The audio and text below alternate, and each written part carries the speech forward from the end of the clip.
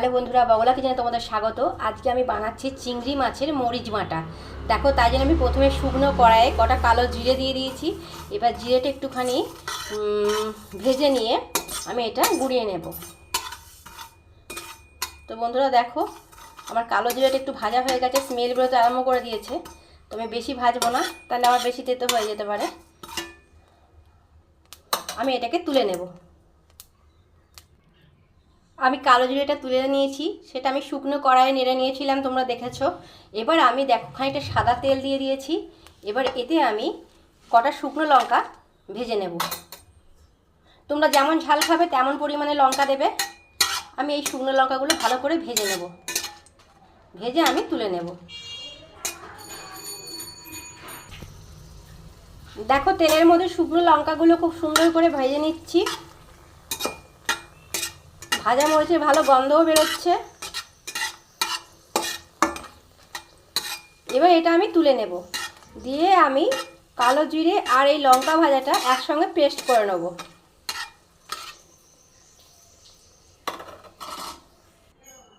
তো বন্ধুরা, এই রান্নাটায় কিন্তু একটু তেল বেশি করে দিতে হয়, কারণ এতে কিন্তু আমি কোনো জল ফল দেবো না। দেখো, তেলটা আমার গরম হয়ে গেছে। এবার আমি একটু রসুন থেতো দিয়ে দিচ্ছি, 1 চামচ মতন।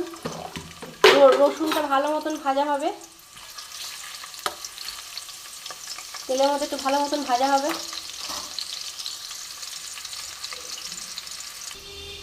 রসুনটা দেখো ভালো মতন ভাজা হয়ে গেছে। এবার আমি যে শুকনো লঙ্কা আর কালো জিরেটা ভেজে রেখেছিলাম, সেটা আমি মিক্সিতে একটু জল দিয়ে পেস্ট করে রেখেছি, সেটা আমি সবটা দিয়ে দিচ্ছি।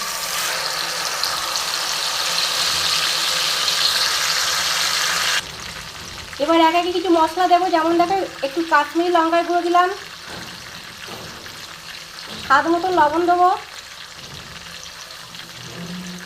স্বাদ মতো একটু চিনি দেবো। আমি মাছে যেহেতু লবণ হলুদ মাখিয়ে রেখেছি, তাই এখানে একটু অল্প পরিমাণে হলুদ দেবো, বেশি দিলাম না। এবার আমি সমস্ত মশলাটা একসঙ্গে ভালো মতন কষে নেব।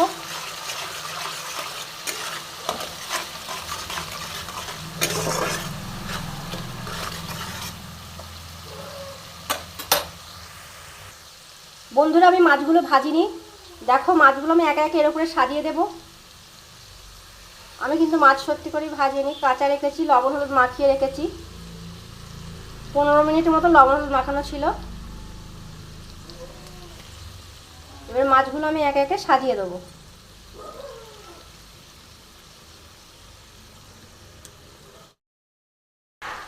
বন্ধুরা দেখো, আমি সব কটা মাছ কিন্তু সাজিয়ে দিয়েছি। ফ্লেমটা একটু বাড়িয়ে দেবো, দিয়ে আমি একটু ঢাকা দেবো। ফ্লেমটা আমি একটু বাড়িয়ে দিলাম, একটু ঢাকা দিয়ে দিলাম। এইভাবেই হবে বন্ধুরা, এতে কোনো জল দেওয়া হবে না। দারুণ সুন্দর খেতে হয়, ভীষণ স্পাইসি হয়। গরম গরম ভাতের সাথে তো দারুণ জমে যাবে।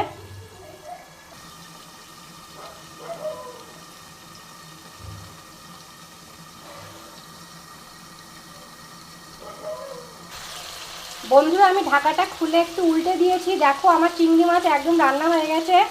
আমি গ্যাসটা বন্ধ করে দিচ্ছি। চিংড়ি মাছ রান্না হতে বন্ধুরা বেশিক্ষণ টাইম লাগে না। দেখো, তেল ছেড়ে দিয়েছে, আর এটা তেলেই রান্নাটা হবে। তেলেই হয়েছে রান্নাটা, জল কিন্তু পড়েনি একটুও। তো তোমরা ভাতের সঙ্গে খেয়েও খুব ভালো লাগবে, একবার অবশ্যই বানিও। ভীষণ স্পাইসি, খুব সুন্দর খেতে হয়। অবশ্যই বানিয়ে খেও। আর আমার চ্যানেলটাকে প্লিজ লাইক আর সাবস্ক্রাইব করতে ভুলো না বন্ধুরা। আমি তাহলে নতুন রেসিপি নিয়ে তোমাদের সামনে আবার চলে আসবো। তাহলে চিংড়ি মাছের মরিচ বাটা আমার কমপ্লিট। বন্ধুরা, তাহলে আজকে এই পর্যন্তই। বাই।